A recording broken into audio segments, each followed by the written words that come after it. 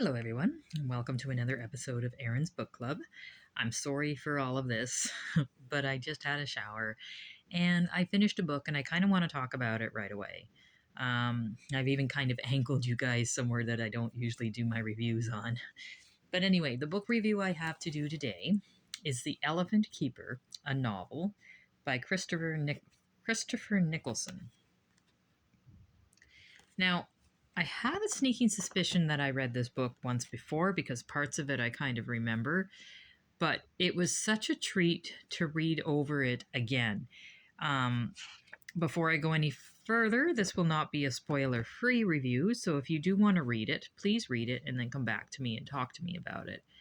But basically, it's a story about an elephant, well, two elephants that are taken from the Indies and transported by ship to England, and brother and sister, and they both barely survived the trip to England. And a wealthy, I guess, lord, because this is written in basically the 1700s, a wealthy lord purchases these animals as part of their menagerie and a status symbol, so to speak. And a little boy at the time, who used to be the son of the head stable groom, takes on the care of these horses or these elephants without knowing anything about taking care of them. Nobody had known about it. They were the first elephants in England, and it's a long story. It's a harrowing story, and there's a lot of aspects that are dealt with. There's a lot of themes that are looked into. Basically, the main theme is how man compares to beast, and they did a lot of symbolism between when the brother of the pair reached sexual maturity and started trying to breed with the sister because he was just run wild with the testosterone that it controlled him, to the fact where the elephant had to be, first of all, coerced into drinking alcohol so that he was drunk enough to be tied to a tree and kept out of the way that way.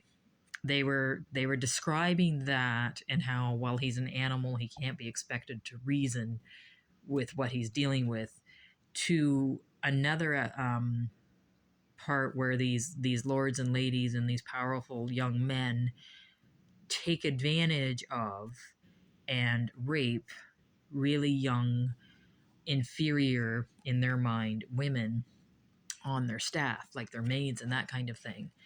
And the main character struggling with his issues of, yeah, he wants to stop this from happening, but if he stops this from happening, he's going to be asked to leave and the elephant has to stay. And when he does, in fact, try to step in on these things, it ends up in murder or the death of somebody. It's an interesting concept, and it was so well written with analogies and really thought-provoking writing, honestly. And at the very end, they switch from Tom, the groom of the elephants, writing the story, to a third person writing about Tom, and two endings are presented. The first ending, kind of in Tom's dream, Jenny, the elephant that does finally survive in the end, ends up dying of pneumonia in London in the menagerie, which I think is the realistic ending or the correct ending. And then this other author kind of takes over and says, no, let's not entertain that ending. Maybe what happened one time is the owner of the menagerie died in debt, and all the animals had to be up for sale. And the only animal that wasn't on the up for sale list was this elephant.